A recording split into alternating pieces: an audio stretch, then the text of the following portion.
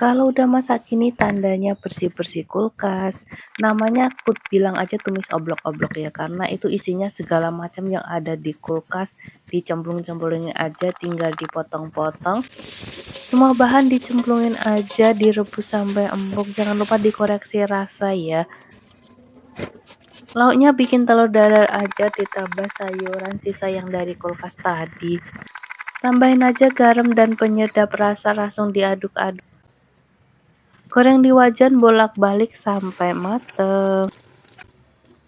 Potong aja sesuai selera, hasilnya itu tebel banget dan enak empuk gitu ya, garing empuk ya.